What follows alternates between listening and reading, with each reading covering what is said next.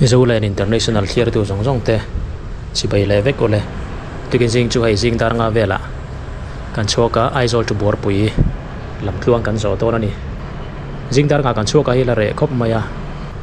zar kot phai ro chuan sumo mun rang chuak tur te an ding trana mi thing ro chon la tam wak lawa ting lai te po hi daru bor vela chon an khat thup thina traffic te poi te jam na sa thina ni amai ro chu la ma dewa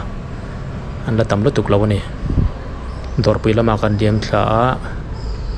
Buarpui phei po jing kar a mi thik tlem te exer la ti tele taxi khal ti lo chun am wak lo ni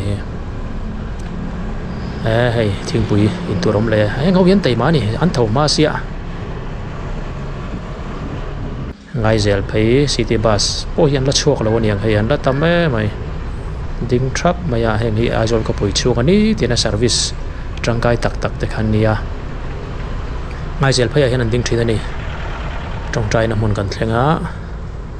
trong trai ya tlan char ani hei po hi an la tho lo ni ang hei kholai po la re trap mai April par hi kong du an lom thina nal thei khop mai ai bok ko kan thlenga ai bok ko hi in engzat nge ka hrelowa kholien takani baka bulvel kho te nen an in zom ti thlat mai ai satek ti te le malam bang te pokani a kho hian in zom phei zut maya jing a chuak an ni wangin hei sa check te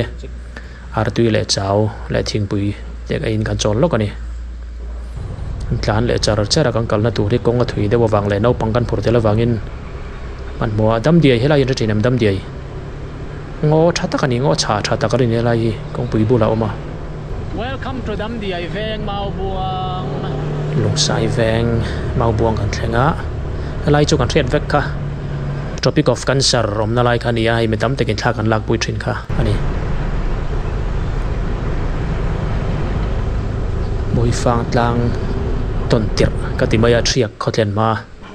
tlana hei rui tlat maya scooter po rui tlat mai boi thla ka ni tian ti cheng ani hei thiak khopel de wa khanin thing din thup thin na kha hian lo fa tan hala kham ti tak te ran sa trau maya atlang bok le thlang lampang zong song hi ni bering ka hi mi rang in anin sem tur ramri an kham fel te pon ni in langa landa na hian thlama tam dana hian so thing mun tur te pon ni mai thei mui fang tlang hi am pon ani an nal chung lama van zong nen son mo an moyem an puyem san mel khop mai mui fang tlang an lon trana midum kham chau tan chau ni lai chau hi chu truck full lo ta ne na so mai thei ni chau sia thui sia tlan chau zela rest chau chara cham ring kwa kan lo tani cham ring kwa poi fel fai khop mai in le lo po tha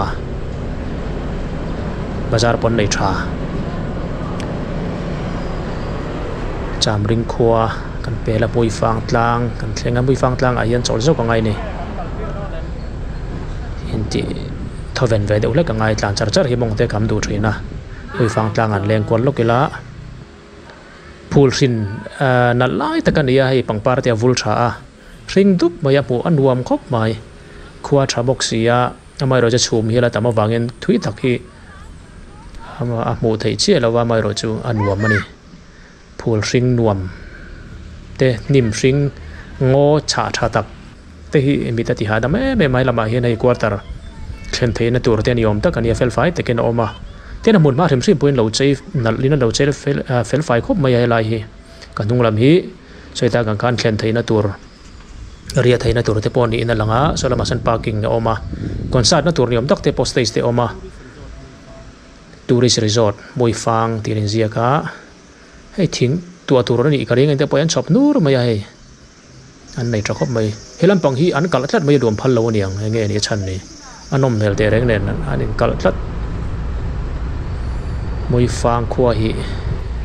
khonwam tak khomoi takani hei ai an le moi hian an chei la sarkar an chei pai se da chonin tourist hip tu thatak poni rinom anuama moya aboru ka tra boxia khonwam takani sial sok hotel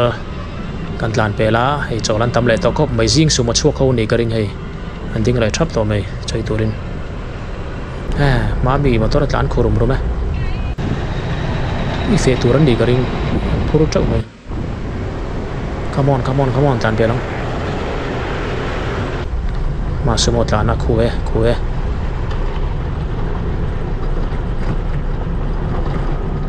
Thenzawl kan thlenge Thenzawl tlong takin kan thlenga Thenzawl a hian choin kan chol zok anga chuan Buarpui kan pan le don ni chaw khanei khama Buarpeng pongin kan aya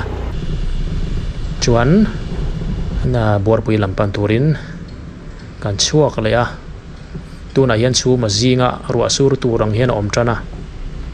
ruin min nan thlep chu lom khop mai ni hliap te mo raincoat te kan keng chi si lawa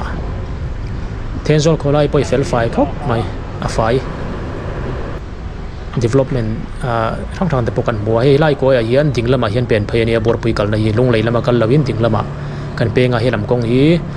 police training school te tin ai golf course omna te khania tin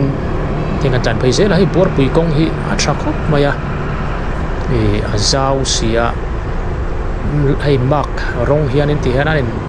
marking hian ti thlap boka kong nuam takani hei training school kan ti khania tam takin kan la thelo mai thei ta kan training school tha ta ko mani Thenzawl atang khan kan penga tian Buarpui apan ting ta a kan tlan char charanga tlong kan thlenga chu ting chon ania kan riat tur chu Thenzawl atanga Buarpui parin kong hian siam ani sathlia lo hi ser chip tru Buarpui kong tura an siam khania Thenzawl atanga siam mai ne lowin ser chip tru Buarpui via Thenzawl ti khania Asian Development Bank ADB atanga ning karia chu tinga sum bu a wai bel chatam tak se nga siam ani an van nei khop mai Buarpui lam po hi hetiang kong tha tak hi an na ya hi Buarpui thlenga kala Buarpui thlang lam chu kong poi thawak to lo ani kong lian tak mam tak quality thabok si han nei hi an lam puyam khop maya mason na development la thil rim ma po Buarpui le chevel po hian an tangkai puing karing ani tlong lui kan thlenga tlong bridge pui khop mai tan tia construction ho ina sak niam tak ni tan tia ti ten exia ka tlong bridge po lo pui khop mai kan tlan so zela Buarpui kan lu trap to wa Buarpui hi chaklama te pui ron lang tana Buarpui kan lu ton toni kalinga ingalan tana come on ni ton ai kong hian nuam ani sei la sei nu hei la hian Buarpui i lo thleng ta ti lom ta ni vono mem tlong takin kan thlenga anuam do ne fana chak lom to